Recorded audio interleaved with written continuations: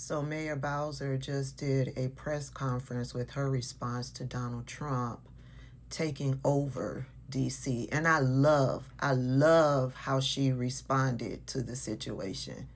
We're going to follow the law. He has every right to do this as President of the United States.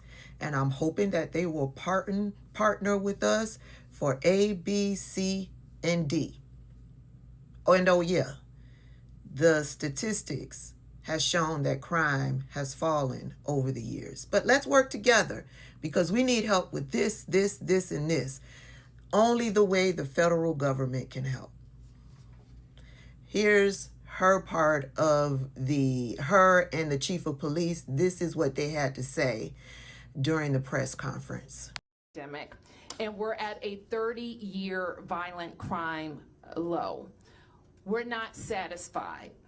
We haven't taken our foot off the gas, and we continue to look for ways to make our city safer. We know, however, as most have heard from the president's press conference, that he has prerogatives in D.C.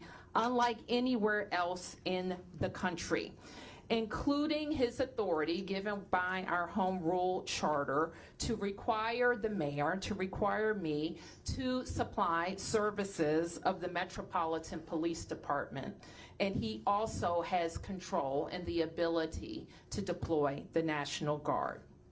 But let me be clear, as our home rule charter is also clear, and the president's executive order restates.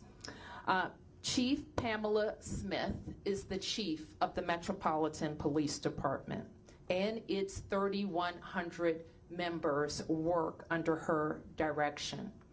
The Home Rule Charter requires the mayor to provide the services of MPD during special conditions of an emergency, and we will follow the law. Though there's a question about the subjectivity of that declaration. In fact, the chief has already provided a high-level liaison and point of contact with the federal government and made those initial contacts. The executive order is also clear that the president has delegated his authority to make requests of us to Attorney General Pam Bondi.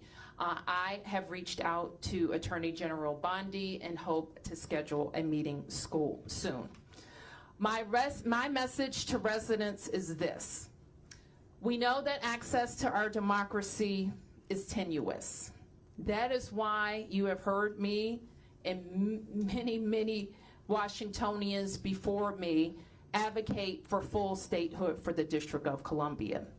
We are American citizens. Our families go to war.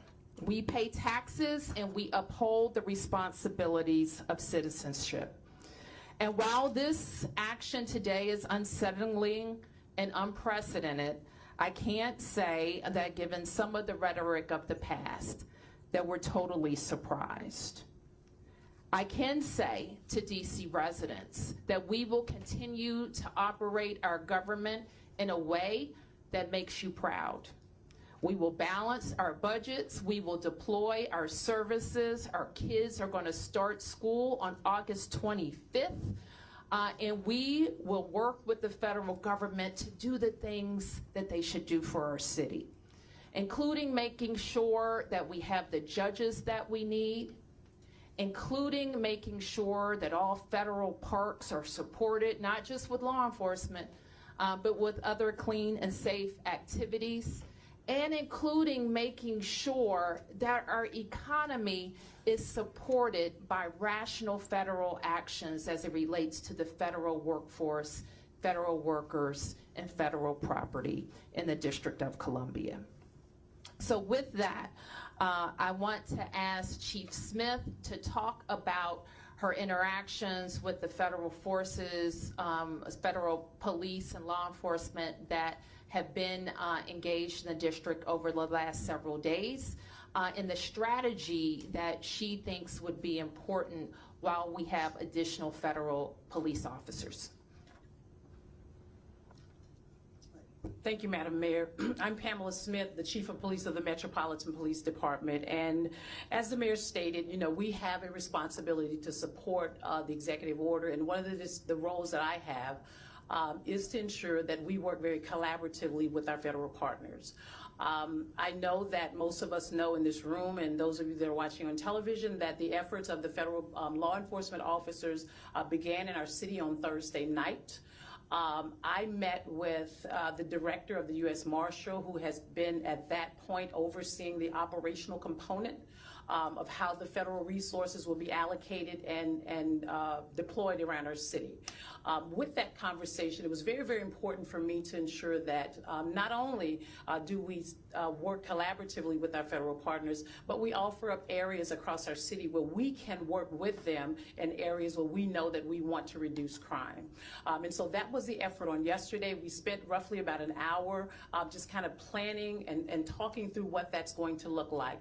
On the heels of the announcement from the president today regarding the executive order, and my directive from the mayor is that we will begin more intense planning efforts after I leave this press conference. I've also met with one of the other liaisons that have been assigned to work with the U.S. Marshal, along with myself, regarding the efforts around the city for how we will allocate resources. What I will say is this: our relationship with our federal partners is not new. We do this on a daily basis. We are very, very, very much in tune to having federal law enforcement officers working with us on our Capital Area Regional Task Force. Our federal partners work with us, especially on some of our warrant executions.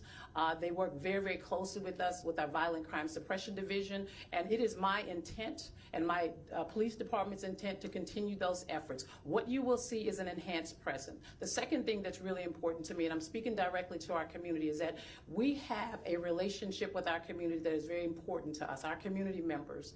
And so having our Metropolitan Police Department working alongside of our federal partners who have come into the city to really help us assess and deal with the crime, that some of the crime spikes that we have, we will work alongside them, but intentionally, we want to make sure that our community understands that we are there. We're going to be boots on the ground. If you see something, again, say something. We value those relationships. Our community members, and I want to say thank you for all the work that you've done with the Metropolitan Police Department up to this point. Those relationships are very, very important to us, and we want to continue to build upon that and continue to enhance that. I'll turn it back over to Mayor Bowser now. I loved it. I loved it. And yes, two things can be true at the same time. I see all of you down in the comments saying that Donald Trump is doing this as a distraction from what is happening with the Jeffrey files. I agree. But at the same time, what he's doing, it's in Project 2025, and it's his first steps into passing martial law. Two things can be true. Also, the third thing that you guys are saying can also be true. This is stemming from Big Balls getting jumped last week. I believe at this point, as I'm seeing how things are unfolding, Big Balls was the catalyst. It was their open door to doing this. Yeah. Anybody heard from Big Balls since it happened? Has he done any interviews?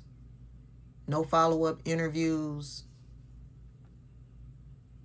I wonder if that attack was really real, or was it staged to open up this door?